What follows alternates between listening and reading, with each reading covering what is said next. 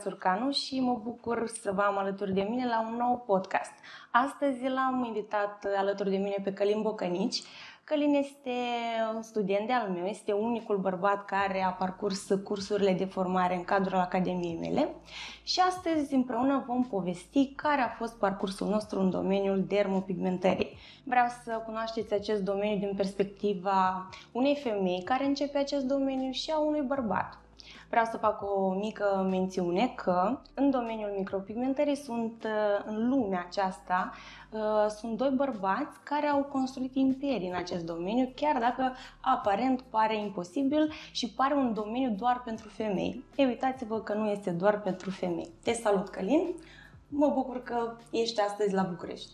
Te salut, Ilinca, îți mulțumesc pentru invitația ta și mă bucur enorm să fac parte din noul tău proiect, care mi se pare foarte interesant, mai ales pentru că, cel puțin în România, e primul care dezbate acest subiect. Spune-mi, te rog, cum ai decis să alegi această carieră? Pentru mine, faptul că am ajuns să lucrez în acest domeniu face parte dintr-o căutare existențială, face parte din căutarea sensului vieții pentru mine, pentru că până să ajung să descoper domeniul dermopigmentării, am avut mai multe încercări. Drumul meu a fost destul de interesant pentru că m-am ocupat de multe alte chestii, pentru că în continuu am încercat să găsesc acea carieră care să mă împlinească. Și mi-am dat seama că e nevoie de mai multe criterii pe care să le bifez ca să simt că fac ceea ce îmi place. Pe mine mă preocupau sprâncenele și tatuajele încă de când eram în școala generală. Atunci am început să îmi aranjez sprâncenele singur și aveam impresia că toată lumea face asta. Am rămas surprins acum când am început să lucrez, când le auzeam pe fete că ele nu se pensează și că merg tot timpul la cineva să le penseze. Și tot așa mă pasionau mult tatuajele și tot timpul pe toți prietenii și pe verii mei desenam că noi eram mici și după aceea mi-am făcut singur un aparat de tatuat din motorul de la o mașină cu telecomandă, am stricat-o, i-am dat motorul jos, am făcut singur un aparat și cu ăla tatuam așa în mod în mod deloc Astăzi sper că nu-l mai folosesc. Nu-l mai folosesc, l-am așa ca amintire. Evident că după aceea când au aflat părinții mei s-au terminat cu tatuajele și cu chestiile astea. După aceea am tot încercat să-mi găsesc drumul, am mers la facultatea de arhitectură crezând că asta mă va împlini, pentru că acolo oarecum erau multe elemente care mă pasionează, cum ar fi desen, tehnică, psihologie. Deci e un domeniu foarte complex care cere abilități din mai multe abilități. Deci nu e o meserie care cere doar o singură abilitate pe care să o tot repezi, deci e nevoie de creativitate și tot. Dar mi-am dat seama că nu e domeniul care îmi place și după 3 ani am renunțat la arhitectură, după aceea am fost la facultatea de publicitate și în facultatea de publicitate m-a ajutat mult că în ultimul semestru am avut un curs în care se numea orientarea în carieră și la fiecare seminar făceam câte un test de autocunoaștere.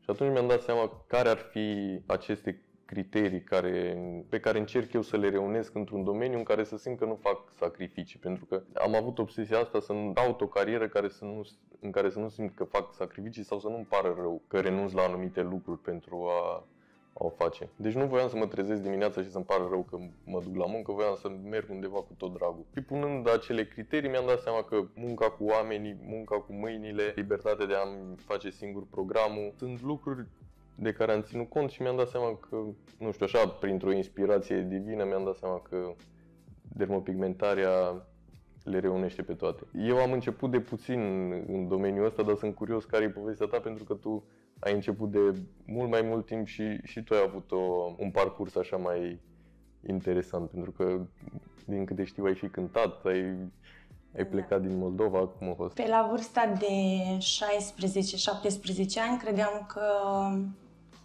muzica este pentru mine totul, dar cât de dur n-ar suna asta, din cauza sistemului de învățământ și a unora dintre profesorii mei de la colegii de muzică au stins această dorință în mine, acest foc de a cânta, din păcate. Chiar dacă noi am fost admiși și la acel colegiu 32 de studenți, noi am absolvit doar 6. Cum spuneam, mie îmi plăcea foarte mult să cânt. Eu tot timpul cântam. Totul era despre muzică și doar cu muzică și fiecare prag de la mine de la țară era scena mea, orice parfum era microfonul meu. Eu credeam în totalitate că viața mea va fi legată doar de muzică. Dar foarte mult contează să ai un mentor, chiar dacă eu nu l-am avut nici acolo, adică nici în domeniul muzical, nu am avut o persoană pe care să o admir, vorbesc doar ca profesor, să-mi trezească această dorință față de muzică, pentru că la bază eu sunt profesoară de muzică.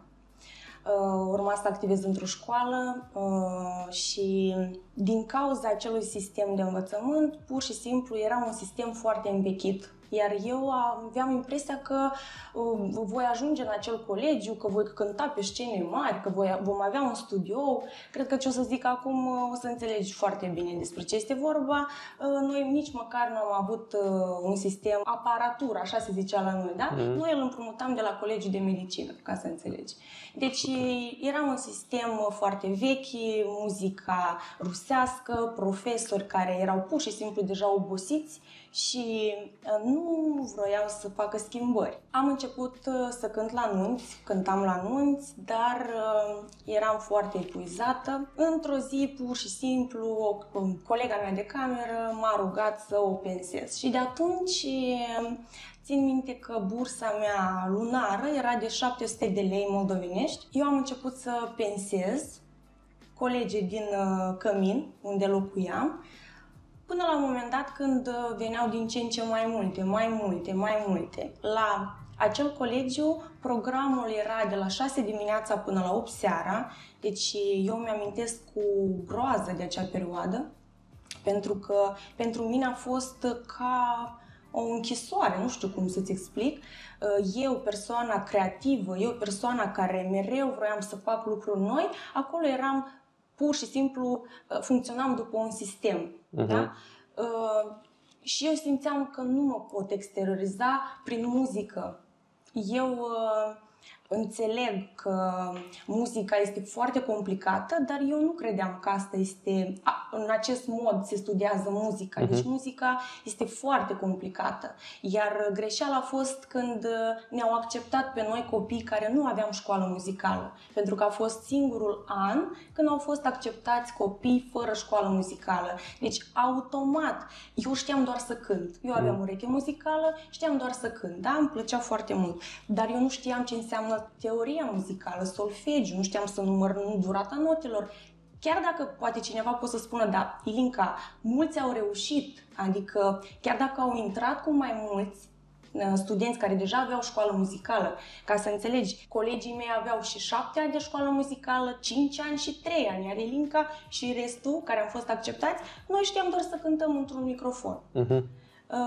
Este imposibil să-l ajungi pe cel care are 7 ani școală muzicală, iar noi funcționam după un sistem, adică noi odată ce am intrat la nivele diferite, noi trebuia să ieșim la același nivel. Și tot timpul era lupta asta, mi se părea că nu este corect. Chiar dacă eu trebuia să studiez mult mai mult. Da? Când am început să-mi câștig primii bani având acea bursă și cântând la nunți, a apărut un nou venit, da? Financiar și anume din pensat.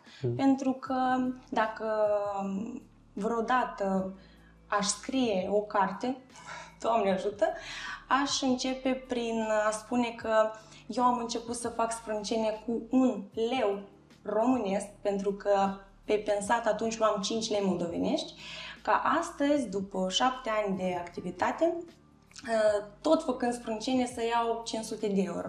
Deci mi se pare ceva ireal. Da, e o evoluție considerabilă asta.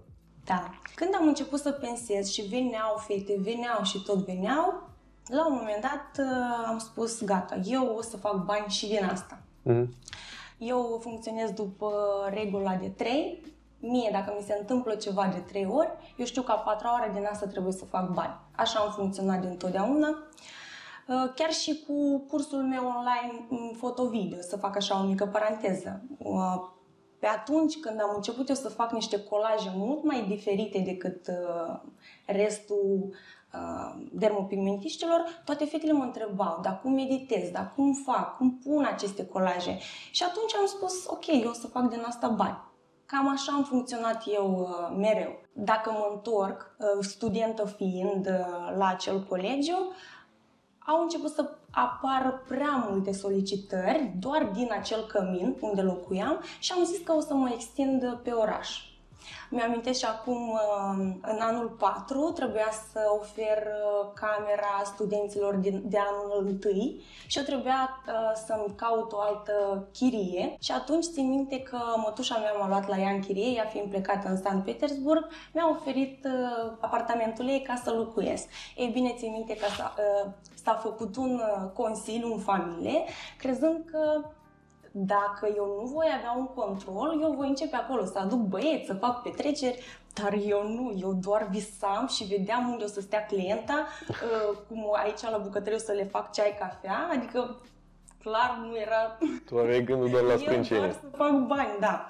Și am început să mă extind pe oraș, adică am început să pensez și să vopsesc sprâncenele cu o vopsea de la piață, se numea Estel, era nuanța negru, adică cu negru vopseam și atunci încă nu exista henna, dar vezi, astăzi are un alt nume, da? Dar atunci deja aveam tehnica aceasta, îmi dădeam seama de niște chestii, că în față trebuie să șterg un pic, să las mai puțin să se pigmenteze, deci deja aveam viziunea de pe atunci.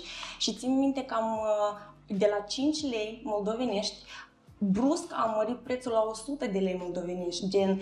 Atunci erau bani enormi. În saloane tot acest pachet pensat, vopsit, și se vopseau doar firele din sprânceană, nu și pielea, costa 20 de lei moldovenești, da? Adică 10, nu știu, 5, cât e? 5 lei probabil, dacă e de 5 ori mai mic. Da. În fine.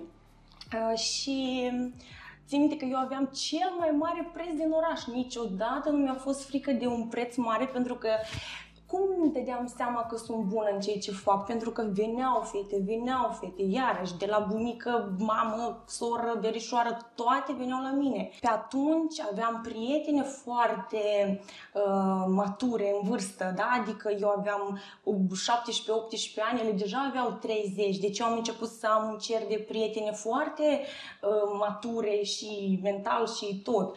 Adică multe lecții am învățat de la ele. Tot timpul aspiram către o viață în care să-mi permit și eu să mă duc să-mi fac chestii, da? Care costă. Și țin minte ziua când am făcut aproximativ vreo 10 cliente și când am văzut că eu mi-am făcut într-o zi, am făcut mai mulți bani decât bursa mea de la colegiu și... Deci ai depășit suma pe care o primeai pe lună într-o zi. Într-o zi am făcut suma care o făceam într-o lună și mai ales dacă cântam la anunți, efortul acela de a cânta la anunți era imens, pentru că eu nu cântam la anunți ca să-ți imaginezi acum acestea care sunt foarte organizate bine. Noi cântam la țară, bine, mai târziu am cântat și în oraș, dar trebuia să stai acolo până pleca ultimul, știi? Noi ne rugam de el, hai, du-te acasă să se termine nunta. Da, asta unde era, în Moldova sau aici? În Moldova, da, la Bălți. Ok. Bun. Și în acea zi am spus stop, eu trebuie să fac bani din asta. Am cunoscut persoane deosebite în ziua aceasta. Deci eu sunt un foarte bun analitic, analizez absolut tot și am încuiat ușa și am analizat ce am făcut eu astăzi. Eu am primit satisfacție atât financiară cât emoțională. Am stat și am cunoscut povești, istorii de viață care pe mine tot timpul mă motivau. Și cumva acolo, în mintea mea, era însă și această idee. Aceste femei își permit să-și facă ceva frumos pe fețele lor pe bani mulți.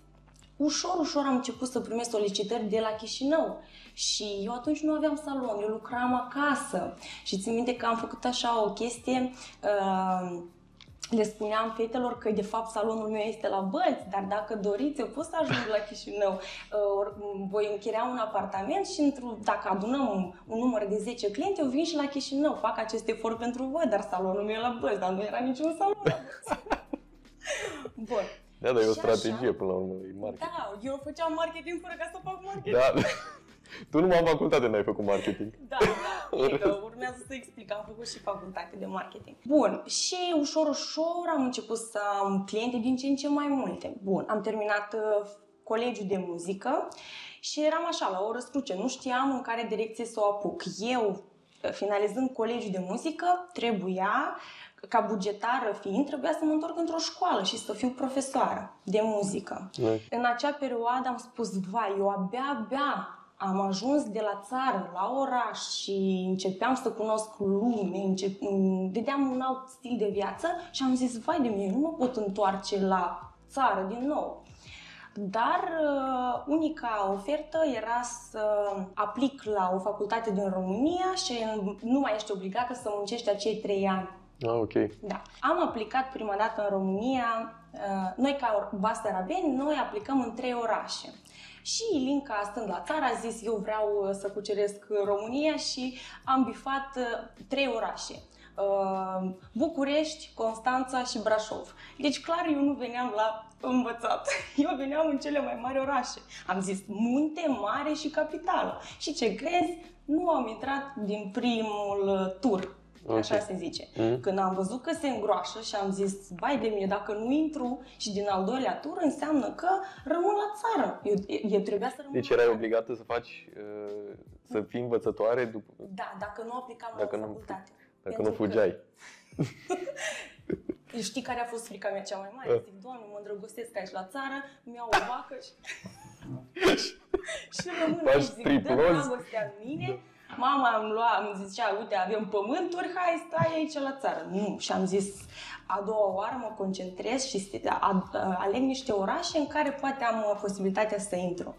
Și am ales Pitești. Eu acum doar de Pitești țin minte și bine am fost admisă la Pitești. Colegii mei aveau aproximativ o lună de când se cunoșteau, da? Pentru că eu am avut întârziere și când am venit, țin minte că prima problemă care am întâmpinat-o venind în România, aveam problema asta cu etajele.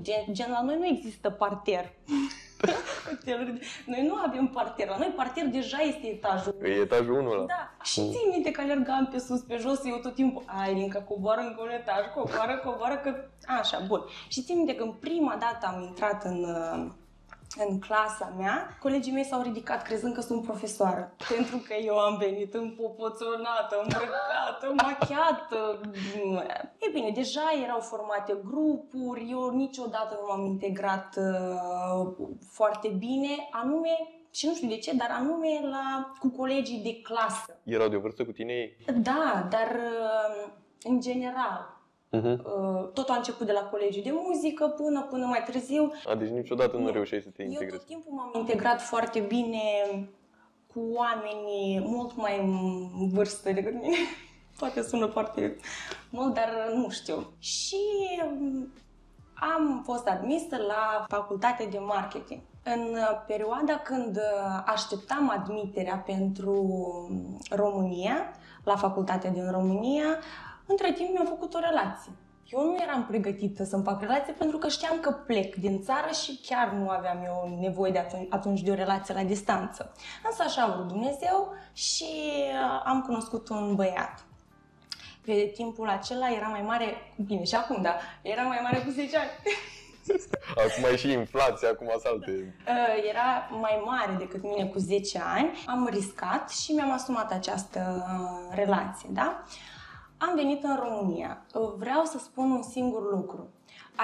Acea persoană a avut un impact foarte mare în viața mea pentru că el cumva, eu fiind micuță, da? El cu 10 ani mai mare, cum am spus, el din start m-a văzut că am potențial, m-a văzut că eu fac bani, m-a văzut o femeie deja pe atunci independentă, dar încă încerca cumva să mă facă și mai independentă, spunându-mi că dacă vei avea vreo problemă, nu te bazezi pe mine.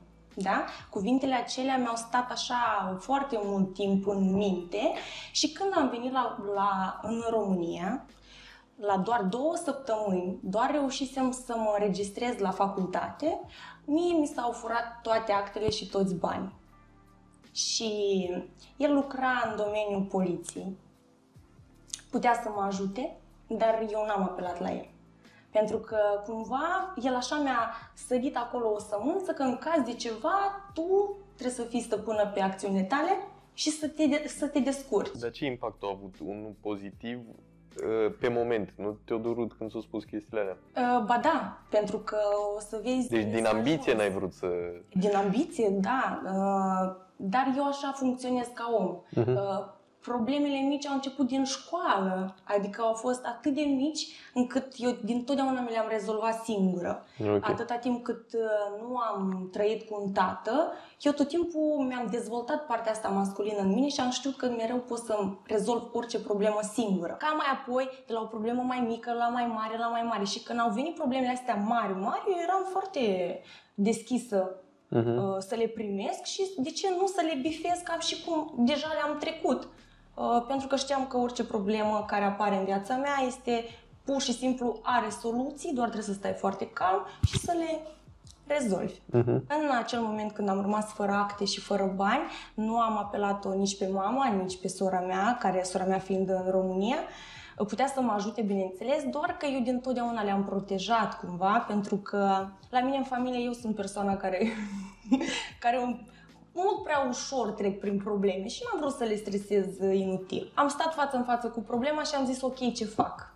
Venea tot timpul poliția la cămin, eu eram studentă, anul întâi, eu nu știam pe nimeni în acel cămin de la Pitești. În schimb, pe mine mă știa toată lumea, de ce se întâmplă, de ce vine la fata asta poliția, ce a făcut, ce s-a întâmplat. Până într-o zi când la ușa mea a bătut o fată, Cristina, care m-a întrebat ce s-a întâmplat. Ea a fost singura persoană care m-a întrebat ce s-a întâmplat. Ei bine, i-am povestit tot și am spune, hai că o să te ajut, o să vorbesc cu directorul de la o casă de organizare de evenimente și poate o să mergi cu mine și o să fii mascotă pentru că mie îmi trebuiau bani. Eu când am intrat din turul 2 nu am intrat cu bursă în România. Poți să intri cu bursă doar din turul 1. Dar odată ce intri din turul 2 nu mai ai bursă. Deci eu, banii acei cu care am venit, da, care mi s-au furat, eu nici măcar nu aveam speranța că urmează în următoarele luni să-mi iau o bursă. Deci eu nu aveam deloc bani. Și această prietenă, care până în ziua de azi mi este prietenă, mi-a propus ca pentru început să fiu o mascotă la evenimente, să mă duc să dansez cu copii, la botez, nunți, tot. Ok, deci s-o gândit să te ajute cumva să... Eu m-am întrebat ce pot să fac. Pentru că, iarăși o să sune ciudat, dar eu am zis, ok, ce știu eu să fac în momentul acesta? Să pensez, să fac adică sprâncene, cu ce vin eu din Republica Moldova și să cânt. M-am mutat în căminul ăla, zic, Doamne, aici sunt săraci, Cine îmi dă mie bani să le fac sprâncene? Să le fac sprâncene, zic, nu. Hai că vedem. Și când mi-a zis Cristina despre această posibilă colaborare, am zis, accept. Țin minte și acum ziua când m-am întâlnit cu directorul și el din start m-a întrebat, tu ce știi să faci? Să cânti, să dansezi, că tu nu ești de mascotă. Și eu am zis, dar eu eram roșcată. I-a întrebat el moldovean ca ce știe să facă. Da, și eu am zis, cânt. Și el a zis, hai, nu cred că... Zic, păi, dar eu am cântat la anunț. Doar atâta i-a trebuit. Nu o să-ți vină să crezi, dar nici mie nu mi-a venit să cred atunci. Pentru că el mi-a spus să-i cânt niște melodii din repertoriul rusesc, da? Când eu eram obișnuită cu ele, adică Kalinka, Ochi Ciorne, sunt niște melodii care sunt foarte cunoscute la noi și la fel și aici. El asta mi-a cerut, ceea ce cântam eu deja. Și Hora din Moldova și toate astea. Ca după ce m-a ascultat, da, adică m-a ascultat cum cânt, în timp de o săptămână noi am ajuns la televiziunea din Pitești, la emisiunea Omul Sfințește Locul, până și acum țin minte, și eu am ajuns la televizor. Eu nu aveam bani, nu aveam acte, nu știam ce-i cu viața mea și mama de acolo, de la țară, a zis, vai, gata, ia cuceriți și pe români.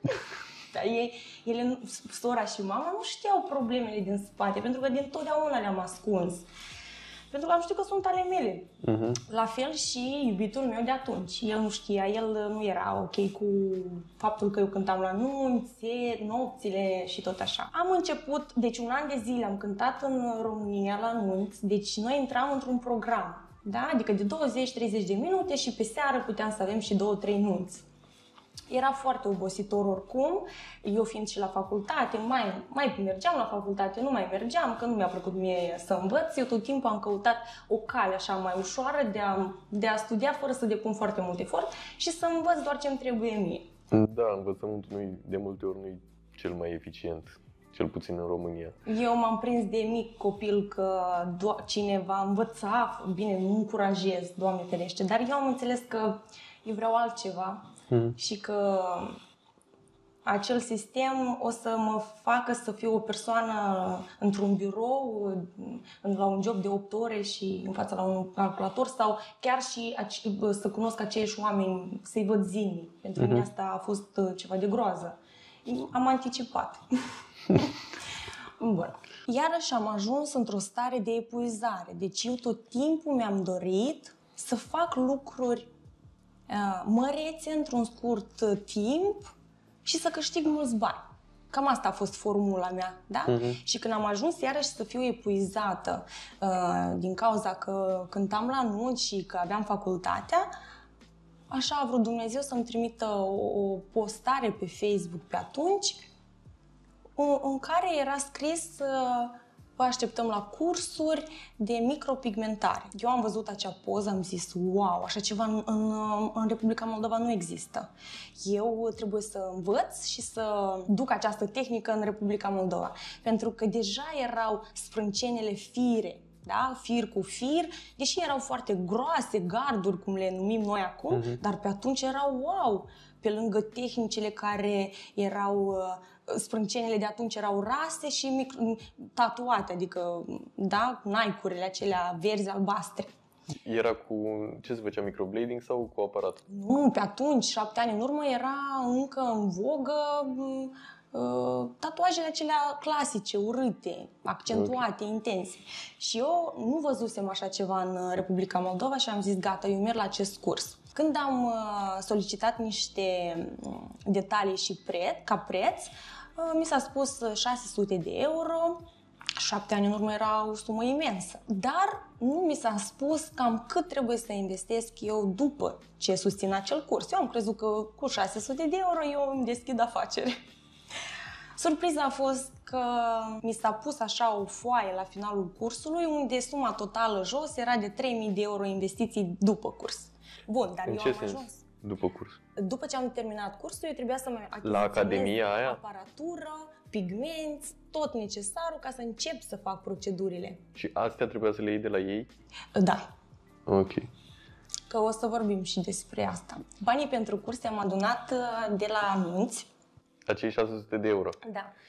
Și am ajuns la acel curs. După ce am terminat cursul, a fost un curs, acum pot să spun că acel curs a fost foarte și foarte prost. Nu regret absolut nimic, pentru că dacă nu eram eu acolo ca studentă, astăzi nu știam cum nu trebuie să fiu în curs și cum nu trebuie să predau. Deci a fost cea mai bună lecție despre așa nu. Pentru că eu știu să văd lecțiile din eșecuri, din greutăți și din tot. Eu pe atunci nu credeam vreodată că o să predau, dar eu când am început să predau, am spus, eu am fost studentă, mie mi s-au făcut aceste lucruri, eu asta nu voi face cu studentele mele. După ce am terminat acel curs, de fapt înainte de a începe acel curs, am luat o lucrare a profesoarei mele și am postat-o pe Facebook, întrebând fetele din Republica Moldova dacă și-ar dori aceste proceduri. Vai, a venit un val, eu deja număram comentariile și Deci tu ai făcut deja studii de piață. Da. Am început să număr toate comentariile, cam toate solicitările și așa stăteam pe calculator și înmulțeam. Zic, 100 de euro pun procedura, cu retuș gratuit, totul gratuit, deci 100 de euro am înmulțit și când mi-a dat calculatorul la o sumă imensă am zis, ăștia sunt euro, oare suma asta este reală? Dar am zis, gata, eu merg la drum. Acea postare, că o să revin un pic la ea, a rămas de tot în jos, da? Dar cu anunțul scris sus, că dacă fetelor veți fi interesate de un astfel de serviciu, că o să mai revin pentru că am fost învinuită că i-am furat lucrările, profesoare. O mică paranteză, deci când pleacă studenta de la mine, deja are lucrare, are poză de la postul de lucru, pentru că eu atunci, cum să anunț pe pagina mea, dragile mele, eu fac și micropigmentare. Când eu eram prin cluburi, nunți, cum să aibă încredere clienta să vină la mine dacă eu doar scriu o postare, nici lucrare măcar nu aveam. Eu deja aveam agenda plină cu cliente, adică o listă întreagă și m-am lovit de procurarea celor produse necesare ca să încep activitatea. E bine, când am văzut 3.000 de euro, am zis, cine îmi dă mie 3.000 de euro? Banca nu-mi dă, că vai de capul meu, sunt student, n-am nimic. Mama și sora nu puteam să le cer acești bani pentru că țin minte că mama mea fiind învățătoare are un salariu, îți dai seama de care, și eu țin minte că ea pe atunci punea încă 100 de euro pentru nunta mea, mai punea. Zic, cum să-i cer acei bani? Zic, ok, eu o să caut variante să fac acei bani. Mai cânt la nunți înseamnă că nu renunț, dar eu trebuie să-mi iau acel echipament. Și îmi vine mie așa în gând, zic, hai să-i cer iubitului meu de atunci. Chiar dacă cumva în mintea mea era încă acel gând că vezi că iarăși... Trebuie să te descurci singură. Da, trebuie să te descurci singură. Bun, eu am venit la el cu un entuziasm, iar cu calculatorul meu, cu uite câți bani o să fac, uite. Și el când a văzut că îi cer așa o sumă de mare, până atunci iarăși zic, eu tot timpul am fost independentă, doar că aici m-am lovit de o sumă foarte mare care nu puteam eu să o adun atât de rapid. Deși deja clientele mă așteptau. Știi, când înainte să lansezi ceva, toată lumea, da, hai. Și când deja da, și după aceea... Unde sunteți? Nu mai am făcut. Ori dispărut, da. Țin minte că el nu a acceptat din prima, asta să analizeze și analiza aceasta unor oameni pe mine mă omoară. Pentru că să te așa aduna, calcula, ok, trebuie să fii calculat, dar nici atât că el mă demoraliza. El îmi dădea niște chestii, dar uite, dacă asta nu merge. Zic, eu nu știu, eu văd doar latura asta, eu simt că o să meargă, eu simt că este o nișă nouă în Moldova, eu o să fiu prima care face așa ceva. Nu, el încerca să-mi taie acele aripi, știi? Dar am zis, nu, mă ambiționez și merg. Mi-i dai sau nu? L-am pus, mi-i dai sau nu, ca eu să știu ce fac. Că eu, câteodată, când am o idee, încerc să nu mai povestesc. Da, pentru că oamenii... pierd din energie, înțelegi? Da. Și practic mă descuraja. Ok, și într-o bună zi îmi spune, eu sunt pregătit să-ți dau acei bani. Dar noi atunci ne cunoșteam cu familiile. Noi urma, după ce termin eu facultatea, să plecăm în Londra. Eu am studiat piața din Londra, pe atunci se făceau cu 350 de lire. Doamne, când mai calculam iarăși pe calculatorul la Magic, se dubla, se tripla suma și am zis, Doamne, eu o să devin milionar. Deci noi aveam o relație foarte bine închegată, da? Nu știe nimeni despre asta, însă eu am fost cerută de el în căsătorie cu un inel, da? Și în momentul când eu i-am spus că eu vreau să mă ajuți cu acei bani, el a spus, ok, te ajut, dar o să facem ceva înainte de asta. Și drumul acela spre casă, care îl știam eu dintotdeauna, la un moment dat, el a luat alt traseu, da? Și îl întreb. Zic, unde mergem? Și el zice, păi să-ți dau banii și trebuie să mai facem încă ceva. Și am ajuns la biroul lui, acolo, din poliție, așa, și m-a pus să semnez o recipisă și la notar. El m-a pus pe mine la procent și aveam termen.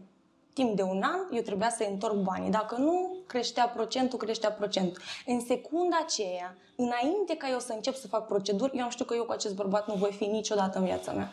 Dar nu puteam să risc, pentru că de aici aveam presiune din cauza clientelor, de aici aveam presiunea că mă întorc chiar și la nunți, nu mai vreau să dorm nopțile, da? Și am zis, ok, eu accept, dar eu părerile mi le-am făcut. M-am întors la Chișinău, cu cursul deja făcut, cu suma aceea de bani plătită, deci am venit cu tot echipamentul. Mi-am închiriat un spațiu și am început să fac cliente.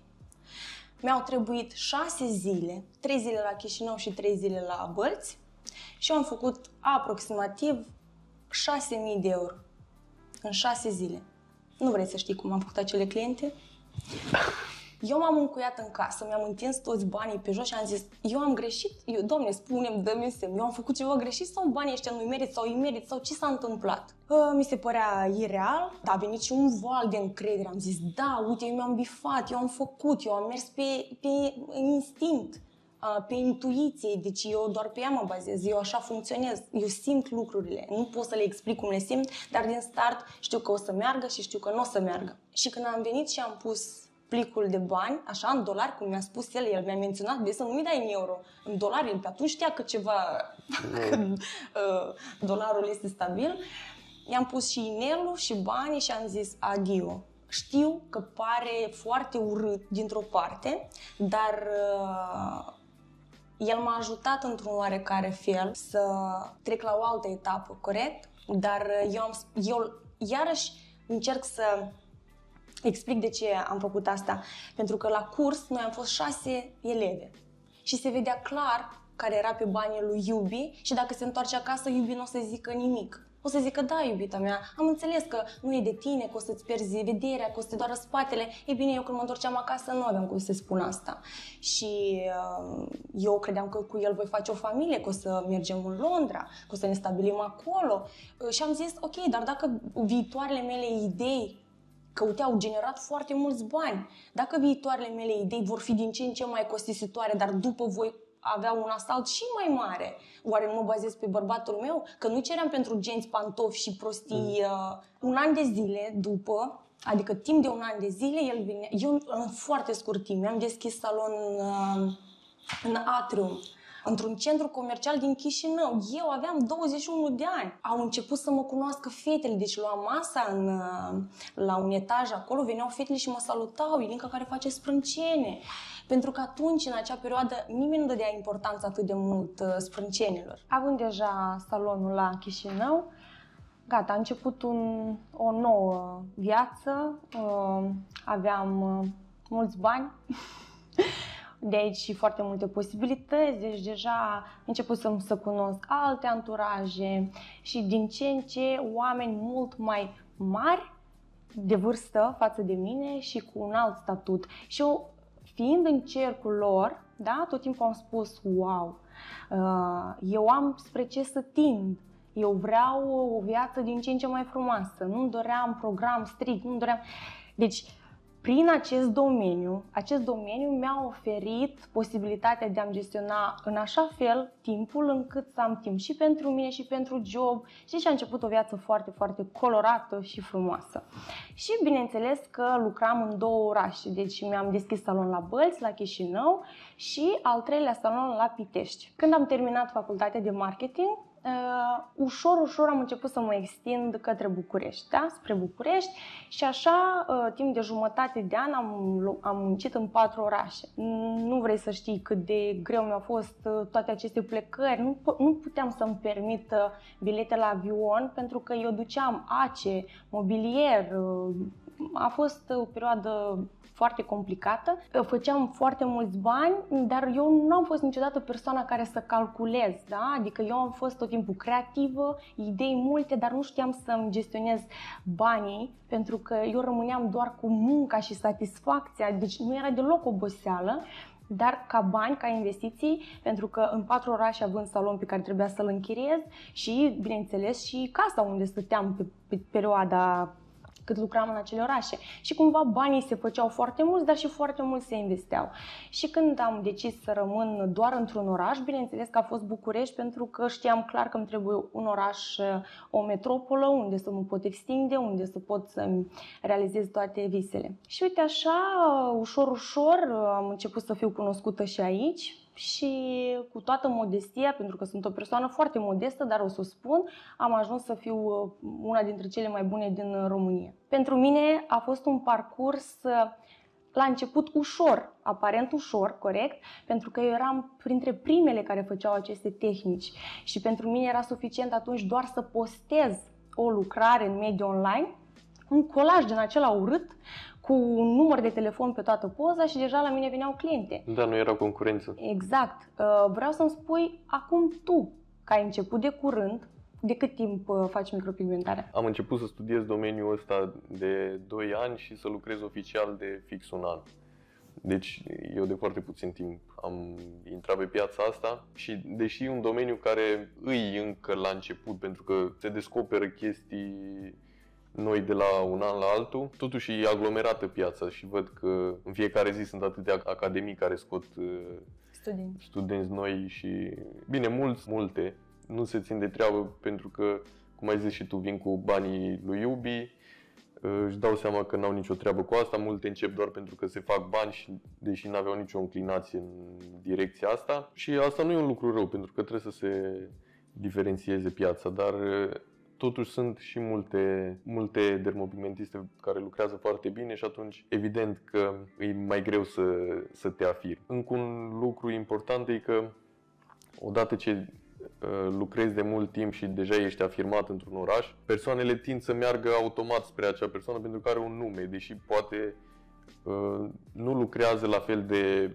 bine ca cineva care a început de mai puțin timp, dar e foarte ambițios și și-a pus tot efortul să evolueze. Pentru că la un moment dat poate unii se plafonează la un anumit nivel și continuă să lucreze așa la nivelul ăla fără să încerce să evolueze. Deci am văzut persoane care după 8 ani de zile vin la un masterclass pentru că simt că au nevoie să mai evolueze. Păi ce ai făcut? 8 ani ai lucrat tot la același nivel? Mie mi se pare incredibilă treaba asta. Eu în anul ăsta de când am început să lucrez oficial, eu toți banii mi-am băgat în cursuri și în masterclass-uri pentru că am vrut să ajung la un nivel cât mai repede, să ajung la un nivel cât mai înalt. Am vrut să-i ajung pe cei din Cluj, de exemplu, și eventual să-i depășesc. Și consider că într-o anumită măsură am reușit să fac treaba asta. Singura chestie, cum am zis, faptul că sunt persoanele care lucrează de mult timp și sunt cunoscute și e mai greu pentru mine să mă afirm și am nevoie poate de promovări ca să mă fac cunoscut. Și tot legat de marketing, trebuie să ținem cont că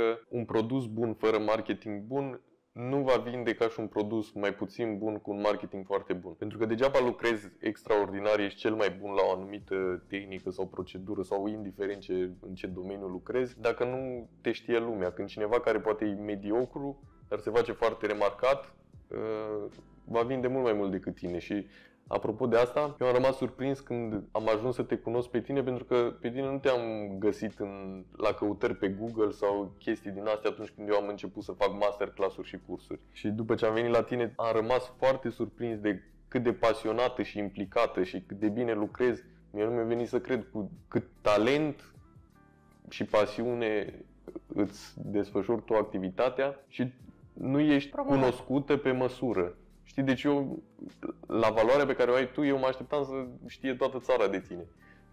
Mie mi se pare iurea când trebuie să zic cuiva acum despre tine și nu te cunoaște, pentru că, nu știu, mi se părea că ești un diamant nedescoperit, așa m-am simțit eu. Deci se vede că nu ți-a prea plăcut la facultatea de marketing, că nu ai prea lucrat la asta. Sau? O să comentez și acest detaliu. Eu nu vând, pentru că la primul meu curs s-a vândut foarte mult. Da? Mie mi s-a părut această modalitate de a vinde greșit, adică atât de mult m-a marcat faptul că eu am cumpărat acele produse, că acum și o să se înțeleagă de ce zic asta. Deci acea sumă de 3.000 de euro, da? Eu trebuia să dau pentru toate acele produse maxim 500 de euro. Și atunci atât de mult m-a marcat faptul că eu niciodată nu o să vând. Și vezi, mi-am pus acest blocaj, mi-a fost frică să vând, știi, un produs care nu este bun, că nu m-a mai vândut pe mine ca produs bun. Deci eu am un produs foarte bun, dar nu știu să-l vând. Te-a marcat foarte tare experiența aceea încât ți-e frică să nu rănești pe cineva cum te-au rănit ei pe tine? Pe moment, eu am cumpărat tot, da? Dar în timp eu am descoperit cât a costat de fapt acel aparat, cât a costat acel creion și acel ac și tot, adică sumele reale. Și crede-mă că din start, oricum, eu o să spun, nu dau nume, dar nu am avut un mentor care să mă îndrume, să mă ajute, doar au scos bani din mine. Și așa nu am avut respect față de acea persoană. Ba mai mult, în timp când am descoperit prețurile reale și acel kit care se bagă pe gât sună urât, dar așa este. De fapt, fetele care vin la mine și îmi spun, dar eu am ales acel curs pentru că mi s-a oferit kit. Și acum le spun că, din păcate, nu prea ai ce să faci cu aceste ace. Eu încă nu înțeleg cum există acele ace individuale în ziua de azi, deci este ceva groaznic. și fetele ajung la mine și după aia își schimbă și aparatele și tot. Adică eu am cumpărat foarte multe aparate. Am aparate și de 2300 de euro care stau și de 700 vreo 3, încă de 1900 și toate stau. Și am ajuns la un aparat care este ieftin, accesibil ca preț, până în 500 de euro, dar face minuni. Adică nu mai vreau să cumpere fetele branduri și de aceea eu nu vând. Și atât de mult m-a marcat că încât nici pe mine nu mă pot vinde. Și cumva zic, lasă că o să mă descopere, nu mă bag pe gât la nimeni. Dar trebuie să fie o limită și în asta și să pot să am încredere și mai multă în produsul meu, pentru că cineva iese și spune că fac cele mai mișto buze, dar de fapt eu pot să spun asta de câțiva ani și nu am curajul să spun asta. Sunt modestă, bine, vezi câtă modestie numinați, dar vreau ca produsul meu să vorbească de la sine, nu eu să mi-l laud. Asta se trage mama mea, e așa, și n-am cum să schimb lucrurile astea.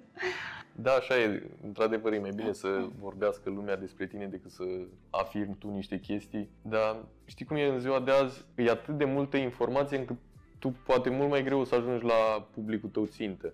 Pentru că el o să fie inundat de cei care își promovează afacerile și le laudă sau... Nu neapărat toți nu lucrează bine, dar sunt care lucrează excepțional, dar îi nevoie de promovare pentru că ideal e să ai și promovare și un produs excepțional.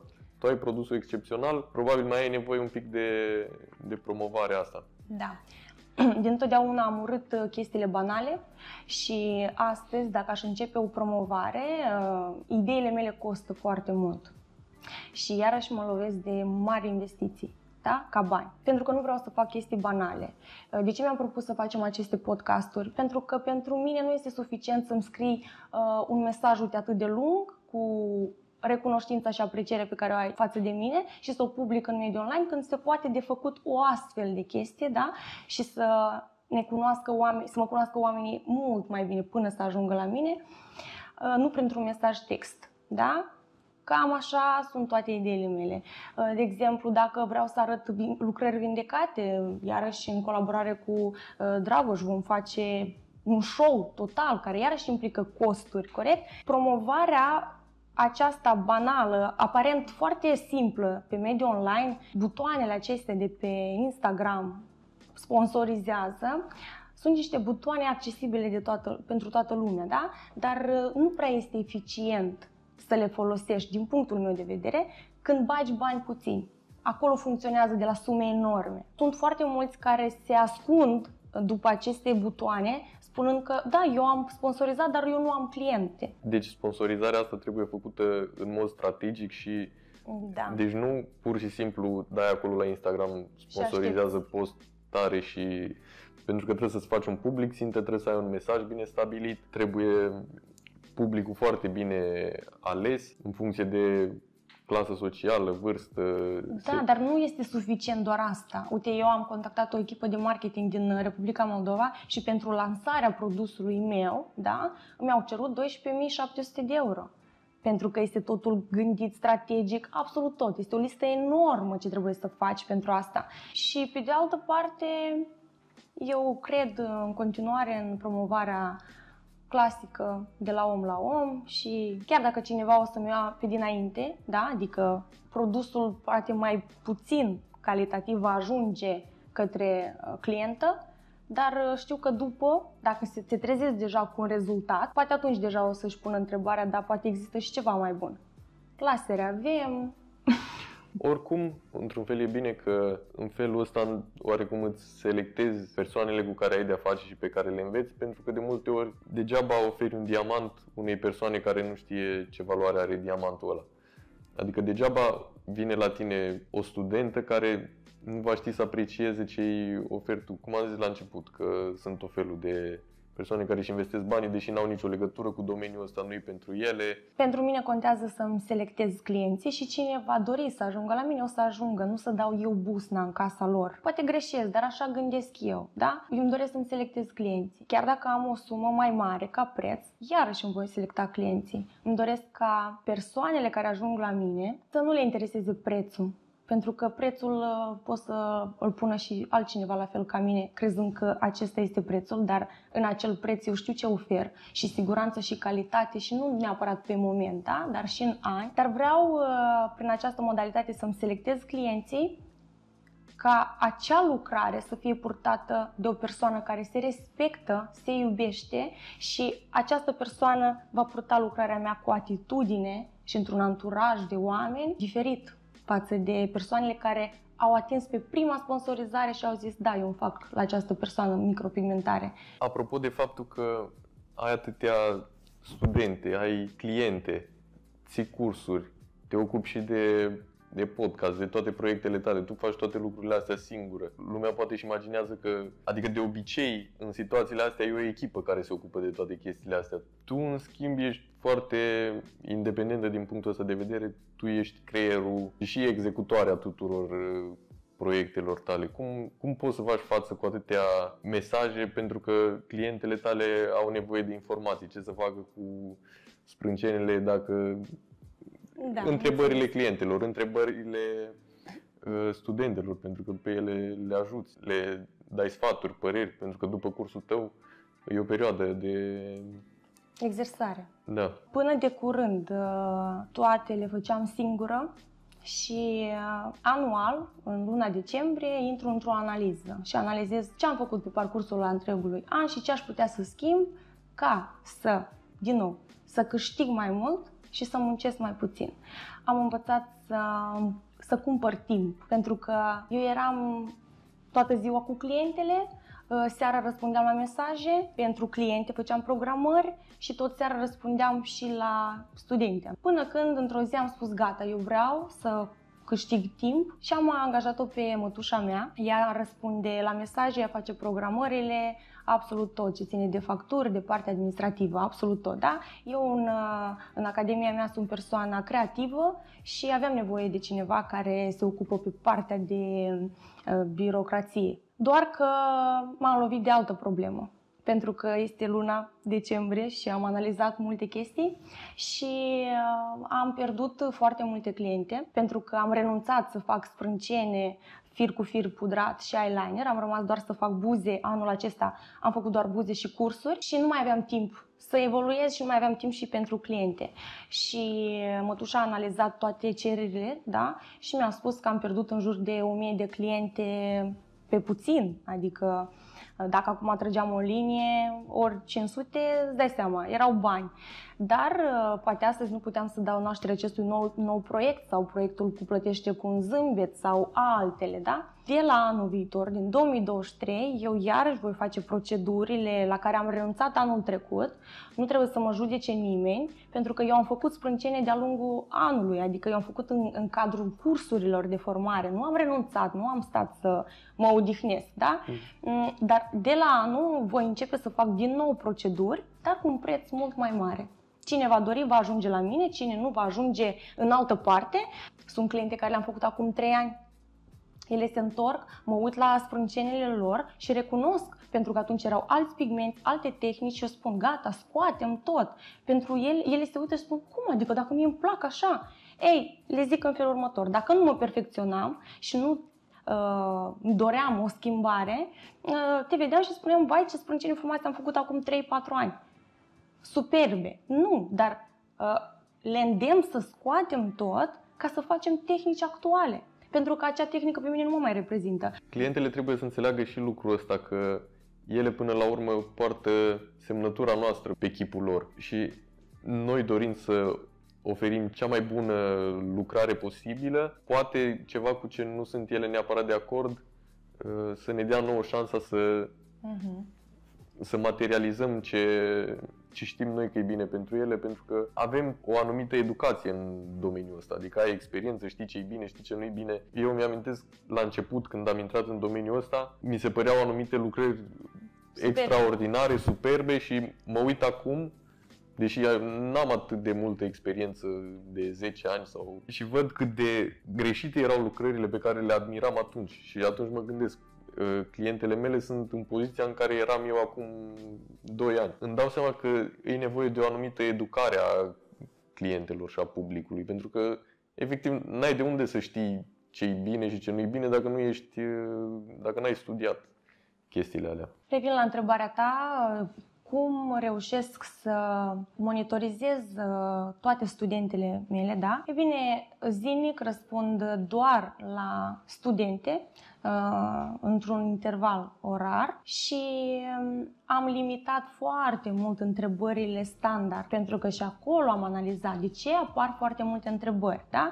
Și am făcut acolo o structură în baza la care noi deja analizăm altceva. Nu dacă hașuratul este corect, dacă pixul îl mai țin corect, dacă am folosit pigmentul corect. Nu. Noi analizăm deja lucrările la un alt nivel. Adică noi lucrăm împreună. Asta înseamnă o muncă eficientă, când și studenta gândește acei pași, iar eu intervin și spun, de fapt, aici ai făcut corect, aici nu ai făcut corect. Nu le-am învățat să-mi trimită doar o poză și Ilinca analizează ce am făcut. Nu, pentru că impactul pentru mine este mult prea mare și eu văd acolo foarte multe detalii, da? Și dacă aș spune aici nu le descurajez. Dar într-o altă modalitate de analiză noi intrăm și nu fac ca profesoara de la școală cu pixul roșu tăiat, ci încercuiesc ce este bine, înțelegi? Ca motivare pentru ele să continue.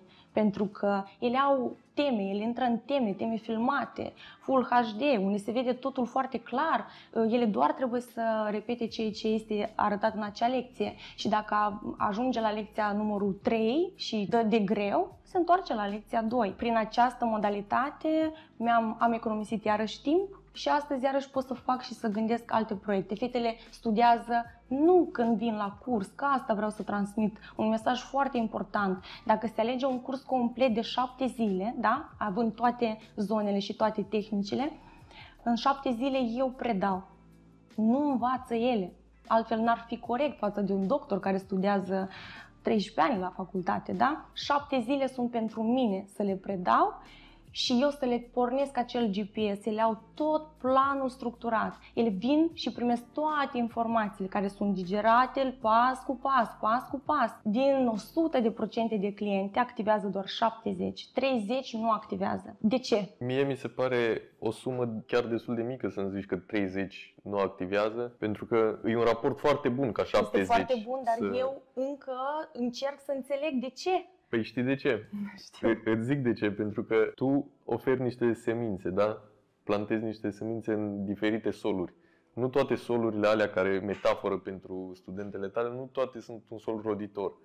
Și atunci degeaba sămânța pe care tu le oferi, degeaba te aștepți să se dezvolte, pentru că dacă nu suntem toți la fel până la urmă și cred că asta face parte din frumusețea domeniului și a vieții. Multe din aceste studente, 30, da? Care nu activează, pentru că eu analizez și câte au parcurs temele, câte din studenți au parcurs și uite, aceste 30 nu ajung nici măcar la lecția 5, a 6, a 7, când ele sunt aproximativ vreo 60 de teme, de lecții. Deci, probabil pe undeva și-au pierdut răbdarea.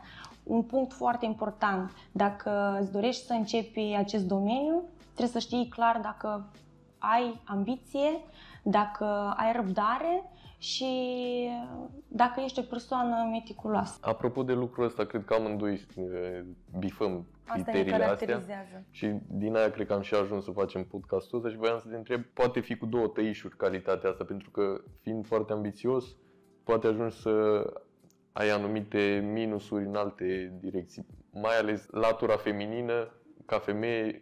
E foarte de apreciat faptul că ești atât de ambițioasă și îți dorești să evoluezi. Sunt curios ce te face pe tine să continui să vrei să evoluezi, cât de departe te vezi ajunsă. Ceea ce mă face pe mine să evoluez nu are legătură în domeniul acesta. Știi unde mă văd eu? În fața unei case enorme, mari, frumoase, o casă foarte frumoasă, unde deschid ușa alături de soțul meu, noi venim împreună de la muncă, da? Asta mă face să mă ambiționez.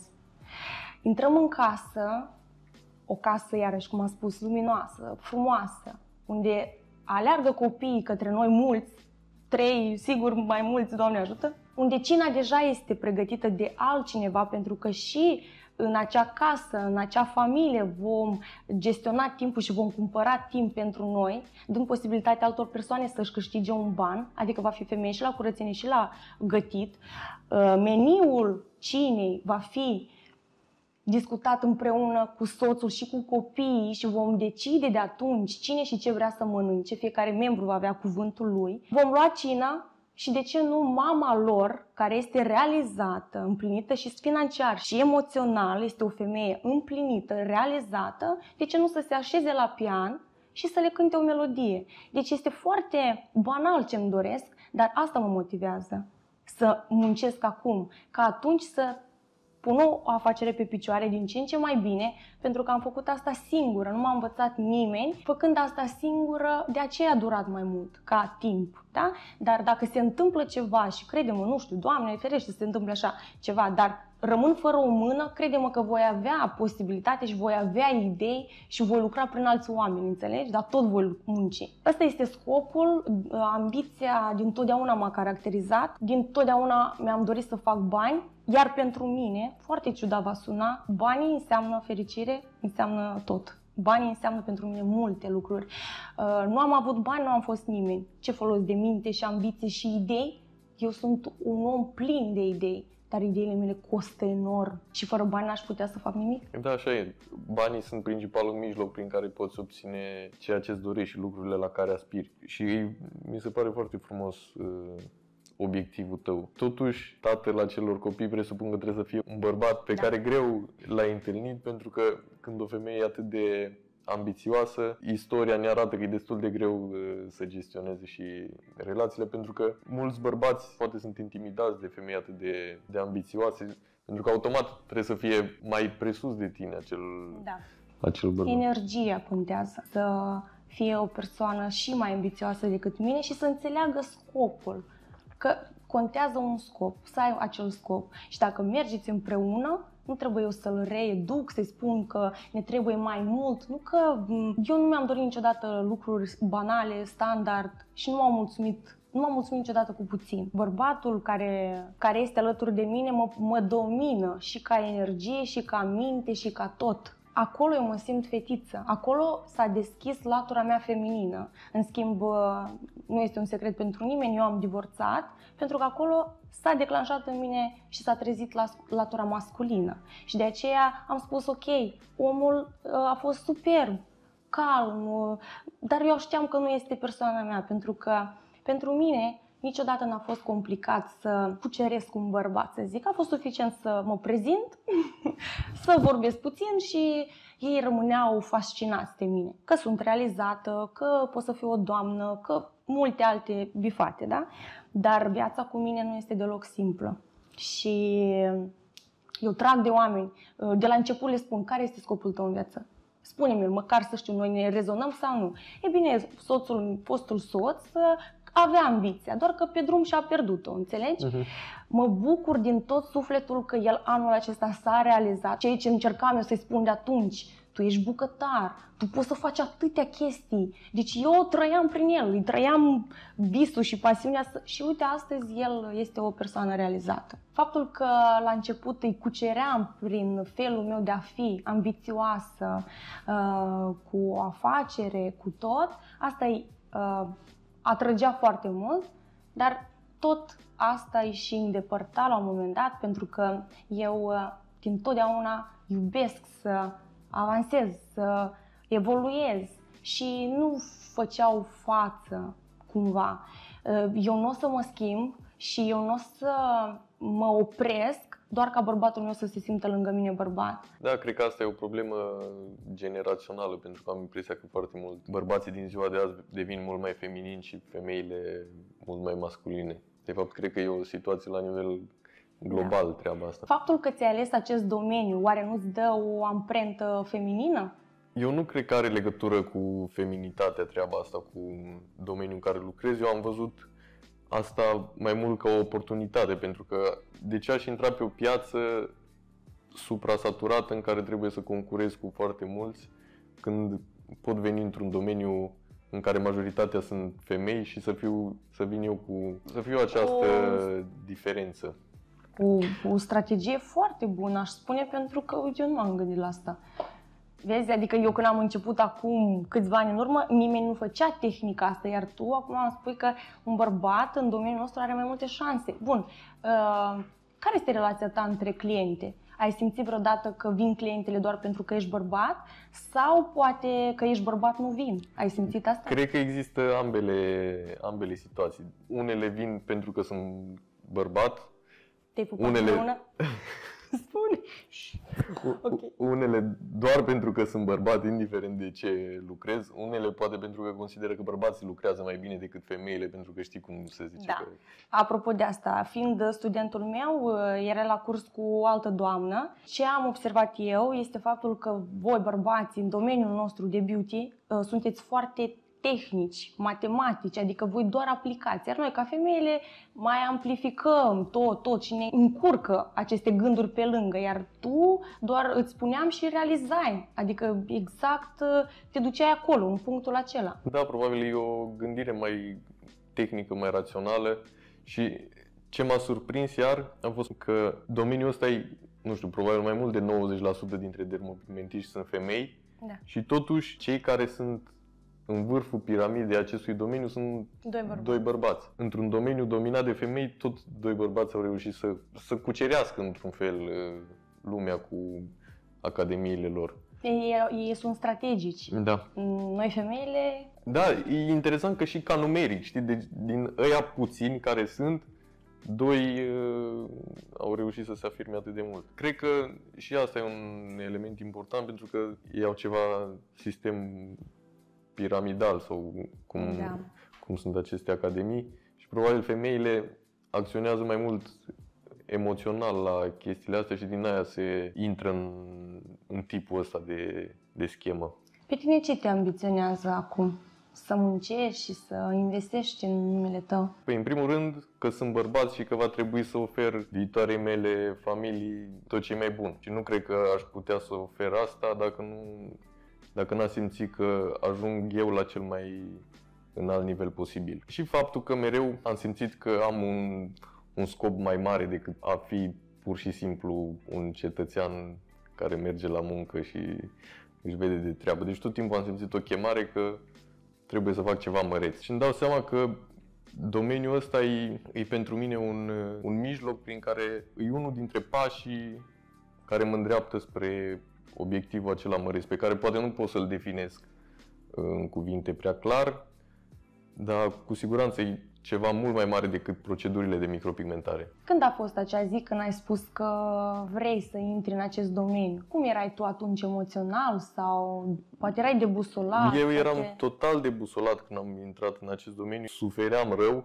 după despărțire și cred că a fost anul în care am evoluat cel mai mult. Adică viața mea în perioada aia o luat o întorsătură din aia. Cred că cele mai mari suferințe și probabil o despărțire sau pierderea cuiva de obicei sunt cel mai bun combustibil pentru a te motiva să evoluezi. Pentru că pe unii doboară și dacă tu continui să alimentezi suferința aia cu gânduri negative, atunci clar o să te duci tot mai jos. Dar dacă o iei ca un combustibil să evoluezi, atunci cred că e cea mai bună strategie pentru a crește și a te lansa. Sper ca nu toată lumea care intră în acest domeniu să treacă prin ceva greu. Sau pentru mine asta a fost situația. Dar cred că și simplu fapt că nu ești mulțumit cu situația în care ești, simți că poți mai mult, ai anumite înclinații, sau sunt și care n-au înclinații și nu le-au plăcut niciodată partea asta, dar prin multă muncă și ambiție au reușit să aibă rezultate foarte bune. Hai să vorbim un pic despre acest domeniu. Eu îți spun din punctul meu de vedere, da?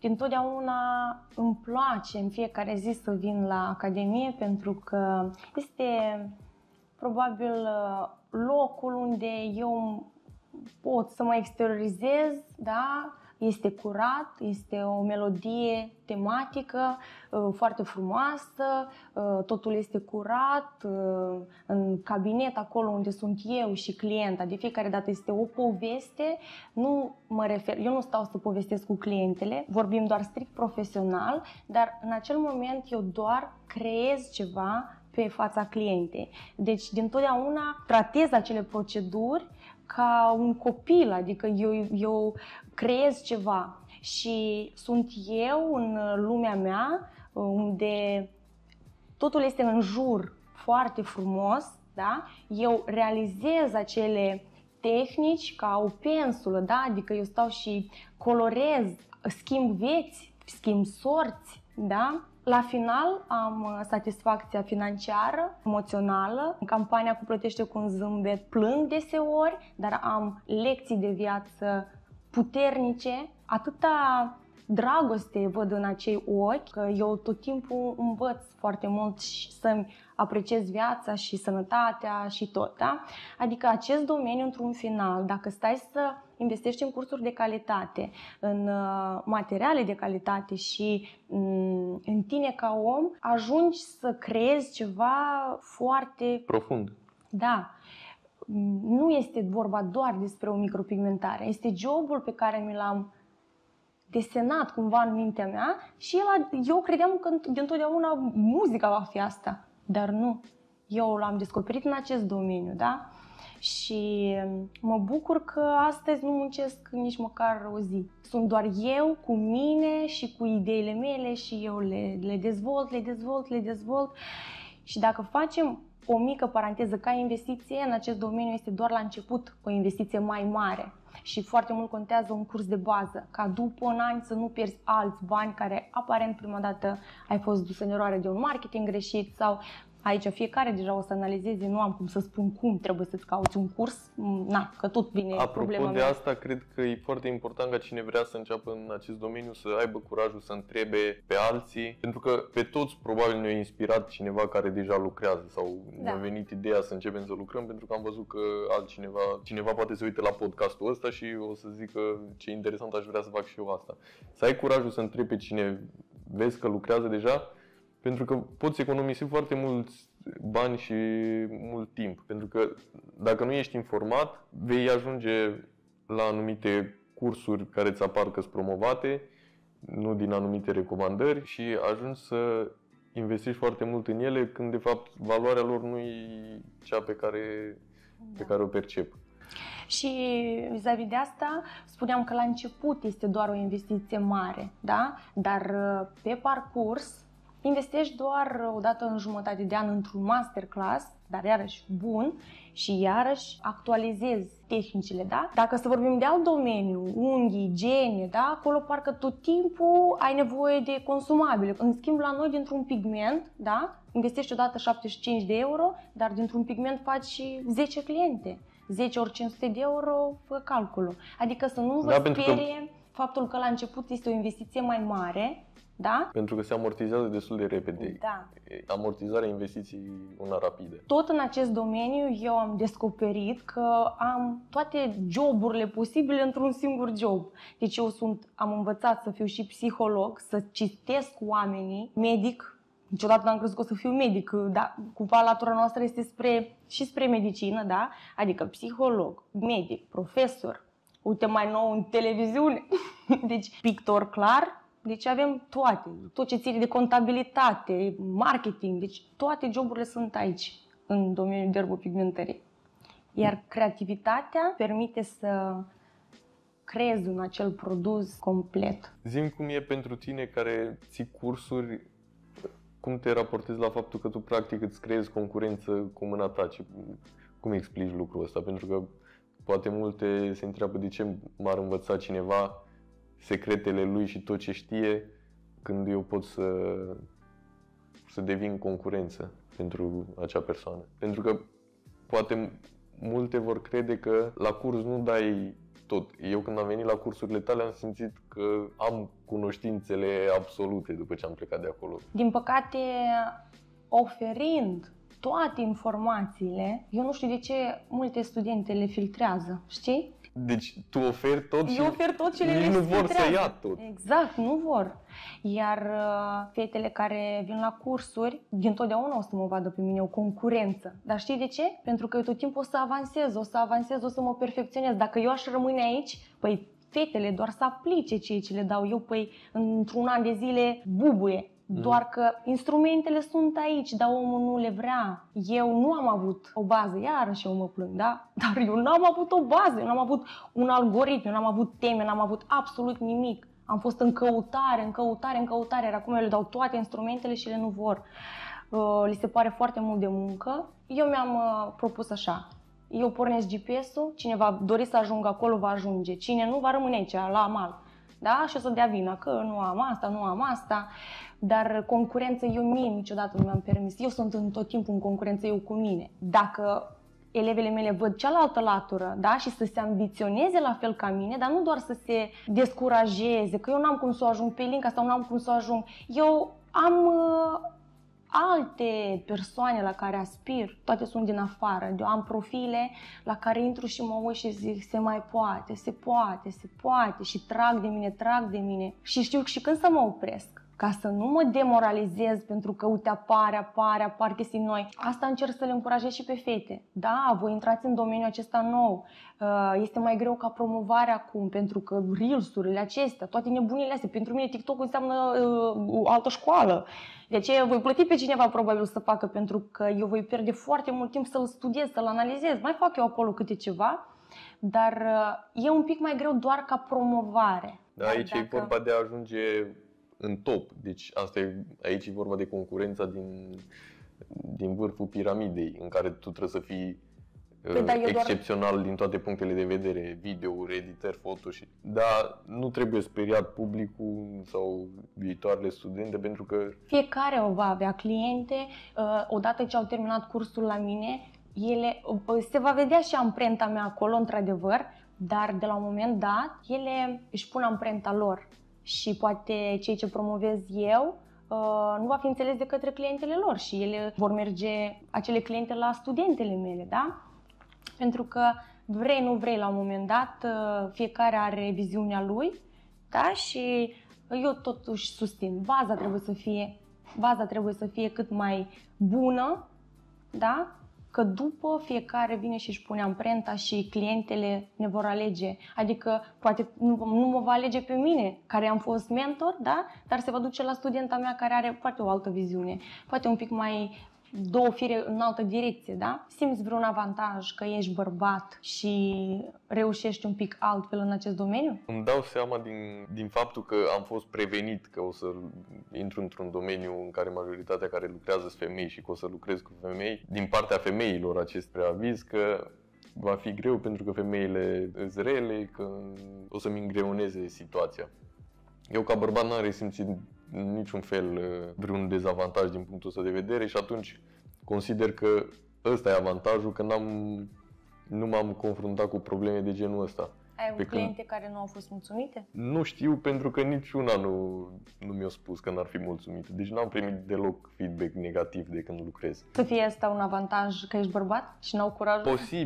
Posibil, pentru că aud din partea altor dermopigmentiste care lucrează foarte bine, aud că multe cliente li se plâng sau că nu sunt mulțumite sau că vor să ia ele aparatul din mână să își facă singure sau chestii de astea. Eu nu m-am confruntat cu așa ceva. Vreau să-mi zici și tu care e părerea ta, cum intri în domeniu în care majoritatea sunt femei, pentru că am observat că, de exemplu, multe informații nu vor să...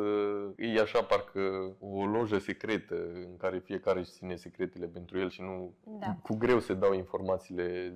Dacă vorbim eu și clientele și eu și concurența, da? Eu cu clientele am o legătură strict profesională. Eu cu studentele în timpul cursului strict profesional. Uneori ele știu, nici măcar nu mănâncă.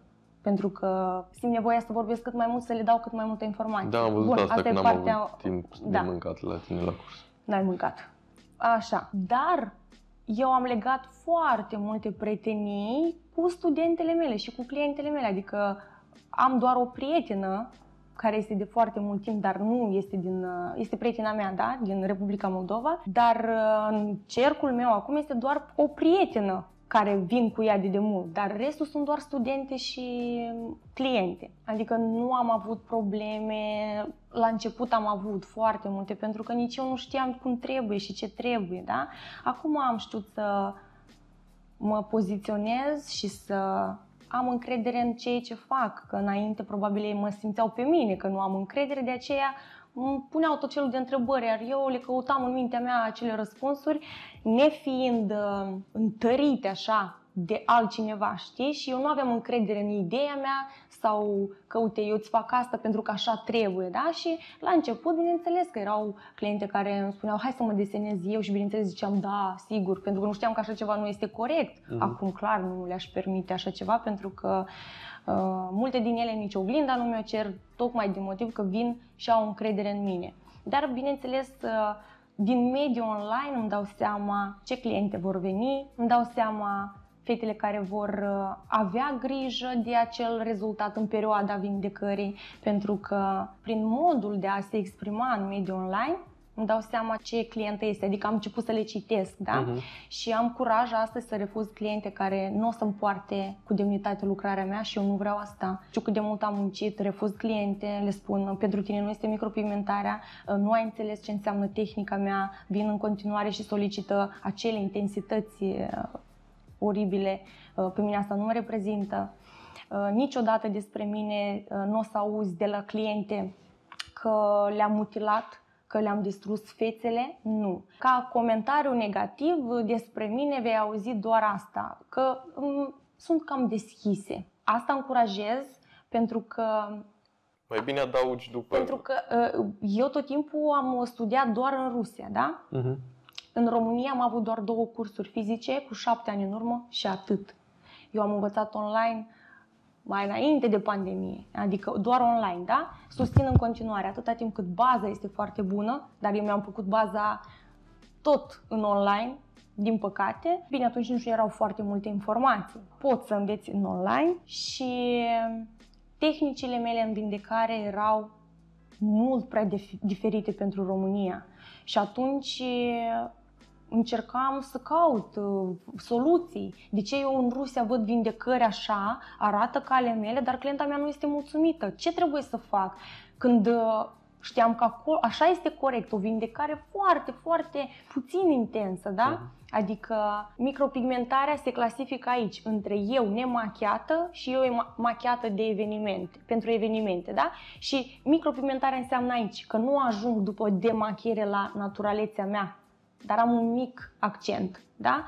Subtil, nimeni nu-și dă seama, nu trebuie să se vadă micropigmentarea. Acum mă bucur că mulți dintre dermopigmentiști, am vorbit despre legătura mea cu clientele, că este una foarte bună, și acum zic despre comunitatea aceasta de dermopigmentiste, de traineri, da? Mă bucur că am început prin noi să ne unim cumva și să începem să explicăm că micropigmentarea este un pic altceva. Clientele noastre au fost educate un pic în alt mod, ele aveau acele așteptări că rezultatele imediat după procedură, astea sunt și în continuare. O mică paranteză, pe paginile dermopigmentiștilor trebuie să existe doar lucrări vindecate. Nu pot să susțin asta acum pentru că eu sunt și trainer, da? Pe pagina mea ar trebui să fie 50 la 50, 50 vindecări, 50 rezultate imediat după procedură, ca să încurajez și studenții să vină pentru rezultatul imediat după. Pentru că acolo se vede tehnică, textură, absolut tot. Dar pentru o nișă nouă, uite, da, pentru noile studente care vor să intre în acest domeniu, vă recomand să postați doar lucrări vindecate. Dar și aici este o mică chestie. Dacă tu ca dermopigmentist postezi doar lucrări vindecate, iar concurența ta postează doar rezultate imediat după, clienta solicită de la voi detalii preț, tu zici 500 de euro, cealaltă concurență 500 de euro, clienta, pentru că avem o astfel de educație în acest domeniu, va merge acolo unde se vede de 500 de euro. Când de fapt în vindecare acolo poți să fie mult mai deschis sau cu pete sau cu boluri decât la persoana care a postat. Asta trebuie menționat. Dacă ar face toată lumea, asta ar fi în regulă, dar faptul că o să-mi pui doar lucrări vindecate nu e în favoarea ta pentru că nu arată la fel de bine ca cele imediat și după. Soluția ar fi ca în acel carusel să se posteze imediat, adică poza de impact să fie vindecarea și în carusel să fie etapa care este una temporară, da, a rezultatului imediat după. Și așa, uite, poți să reușești. Dar în totalitate, dacă revin la traineri, da, nu avem susținere între noi. Noi nu comunicăm, eu dau idei ca de fiecare dată, ideile mele pot fi preluate cu ușurință, Dar iarăși se trage din, eu tot timpul împart, eu sunt foarte sinceră, cineva poate să tragă așa din niște sfori și să scoată din mine idei și să le aplice foarte rapid, dar în general noi nu ne susținem între noi, dermopigmentiștii și trainerii. Când de fapt lupta nu trebuie să se ducă între noi, noi trebuie să investim în produsul nostru, să-l facem din ce în ce mai bun, să fie concurența aceasta puternică, ca dacă nu există concurență ai murit, da? Să tinzi tot timpul să faci mai bine și să lăsăm clientul să aleagă ce îi place. Da, clientul trebuie să aleagă ce îi place, dar trebuie și educat, pentru că, cum ai zis tu, sunt educate majoritatea într-un mod care nu-i... Este o chestie foarte greșită, că mulți încearcă și educă clientele, iar clienta alege pe persoana care nu a spus nimic. Înțelegi? Adică noi foarte mulți arătăm, dăm informații, dar clienta se duce, adică ea s-a informat de la noi și se duce în altă parte și își face. Și în momentul când se întoarce la noi și noi le spunem, păi trebuie să scoatem tot ce ai făcut acolo, te lovesc de problema banilor. Apropo de asta, multe fac alegere strict din punct de vedere economic, financiar. Dar nu conștientizează faptul că economisești acum câteva sute de lei pentru că îți faci în locul mai ieftin. Dacă lucrarea aceea nu va fi bună și ai făcut o alegere strict economic pentru că nu te-ai informat ce rezultate are dermopigmentistul ăla, ce lucrări face, după aceea va trebui, cum spui tu, să faci îndepărtări care costă foarte mult, e timp, e și un pic de durere pentru că nu-i tocmai... Și încă o dată... Și după aceea, până la urmă, te întorci tot la cel care era bun ca să-ți facă lucrarea bună. Deci, pe lângă că plătești prețul ăla întreg bun, ai mai plătit și cu timp și bani experiențele acelea greșite. Deci, trebuie să cerem lucrări vindecate. La cursuri trebuie să cereți lucrările studentelor care au terminat cursurile, nu doar că bifăm acolo niște chestii de impact și tu ca student zici gata, merg acolo pentru numărul de modele, merg acolo pentru că îmi dă kit, uitați vă rog de kituri. Filmați-vă clientele când spun recenzii, dar să nu stați cu cuțitul așa pe... să spună de frică. Deci, Doamne, câteodată am așa niște aprecieri, dar eu nu pot să scot telefonul să o filmez pentru că o inhib și mai prefer mai mult, știi cum, să stau și să primesc acea apreciere și să mă bucur de ea. Nu să scot telefonul pentru că este atât de fals, chiar dacă aș pune o să spun același lucru, parcă mi se pare că nu mai are acea... Eu nu pot nici să nu fac screenshot. screenshot. Acum îți plac și da, de aici te omor imediat, stai că închizi tu camera. Îți plac, așa e. Îți plac, așa e, tu deja ai spus, i-ai dat și răspuns. Da. Mie mi-e greu să fac și screenshot când cineva îmi mulțumește sau îmi zice cât de mult îi plac. Solicitați lucrările studentelor, dar, cum am spus, iarăși aici este o mică problemă. Pentru că dacă cineva intră la ultima mea studentă, da, să zic, uite, eu urmează să merg la Elinca la un curs, ia să văd cum lucrează acum cealaltă, ultima ei studentă, da? Nici aici nu este corect, pentru că din două studente cineva va învăța și va aplica, cineva nu. De ce încurajez eu cursurile în grup? Pentru că este ca la școală, tema s-a predat, da? Pentru că în acele 7 zile nu învățați voi ca studente, ci eu predau. Este ca la școală. Apoi, după acele 7 zile, depinde de voi. Cum vă gestionați timpul să exersați? Că cineva poate să aibă un asalt, un avânt așa încât să facă în 3 luni ce am făcut eu în ultimii 2 ani. Doar pentru că a fost acolo concentrată, a aplicat tot ce a învățat și și-a dat timp, da? Nu a irosit acei bani. Adică nici, da, eu pot să mă raportez la cele mai bune studente și normal că voi arăta ca lucrări cele mai bune studente ca motivație, pentru că acele cliente au învățat, acele cliente au avut instrumentele mele, da? Și le au în continuare și da, eu oricum o să arăt cele mai bune studente. Sau voi ca viitoare studente, dacă intrați la cineva care nu a aplicat tehnica mea, acolo nu este numele meu, nu este responsabilitatea mea. E foarte important că atunci când persoanele fac o alegere, indiferent că aleg să facă un curs de micropigmentare, să aleagă la cine să-și facă micropigmentare sau să schimbe uleiul la mașină, orice. Vezi cum mai vine cu chestii eu nu știu cum să schimb uleiul la mașină. Deci e foarte important. E foarte important să te informezi bine ce rezultate are persoana aia. Știu că... Asta știi ce înseamnă, scuze că te întrerup. O persoană care se duce așa fără să gândească, într-o parte înseamnă lipsă de respect și dragoste față de tine. Și în momentul în care tu ai analizat și ai căuta, mai bine pierzi timp acolo Da. Înainte să cauți, nu după aceea să pierzi ani să investești încă într-o 100 de cursuri sau încă în multe proceduri de scoatere. Deci acolo trebuie să aveți reținerea și acolo trebuie să acordați mult timp. Uite, Călin, vreau să-mi dai un sfat, că dintr-o parte tu vezi un pic altfel, da? Eu tot timpul sunt deschisă la noi provocări, da? Vreau să-mi dai un sfat, uite așa, cum ar trebui eu să fiu ca om? Poate îl iau în calcul, poate nu mă mai gândesc, dar vreau să-mi spui tu ce aș mai putea să îmbunătățesc. În primul rând să ai mai multă încredere că ceea ce oferi e în momentul de față în top și cel puțin în România e la cel mai înalt nivel. Mie mi se pare aiurea ca eu să încerc să te conving de treaba asta când...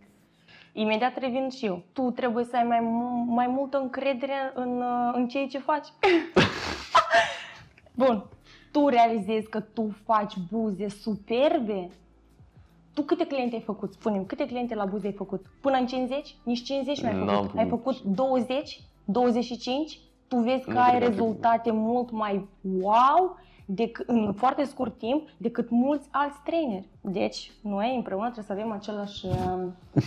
Ne dăm aceeași lecții, da. Mai multă încredere, da? Nu-ți pierde încrederea pe parcurs, ai mult potențial, cum ți-am mai spus, ai foarte mult potențial. Fă din asta bani, pentru că aici este și pasiune și la un moment dat când se trage linie, faci și bani. Ai potențial și de ce nu ai prezență. Următorul tău nivel este să începi să predai cursuri, pentru că vezi ce se face și prin alte țări. Noi nu dăm nume, dar doar cine are tupeu reușește, înțelegi? Așa e și de multe ori cine are tupeu nu are talent și merge cu tupeul ăla și reușește. În schimb, ideal ar fi cazul în care ai și talent și tupeu ca să ajungi acolo și ca să înveți bine. Trebuie să simți că ai un scop de a face bine, nu neapărat doar ca să te împlinești pe tine financiar sau alte chestii. Bun.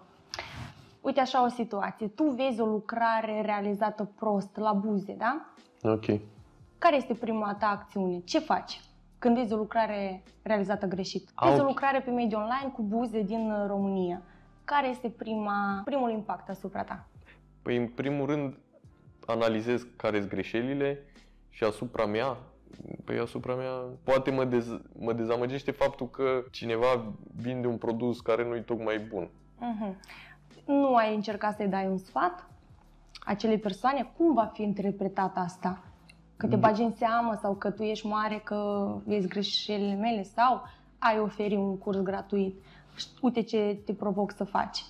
Găsești o lucrare la buze, pentru că ești foarte bun pe buze. Găsești o lucrare la buze și propune acelei persoane să vină la tine la un curs. Îi faci poze și tu deja începi și predai. Eu știu că ai predat un singur curs în Italia, da? 2. Eu te-am încurajat.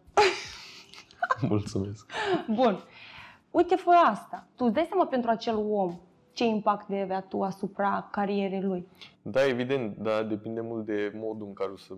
Te perceapă el? Da, sau ea? În care îi transmit chestia asta, pentru că poate să o ia ca pe o jignire sau nu știu ce să zic, pentru că cred că toți știm că putem mai mult și atunci probabil putem accepta un feedback. Important să nu luăm chestiile personal, pentru că cine zice că...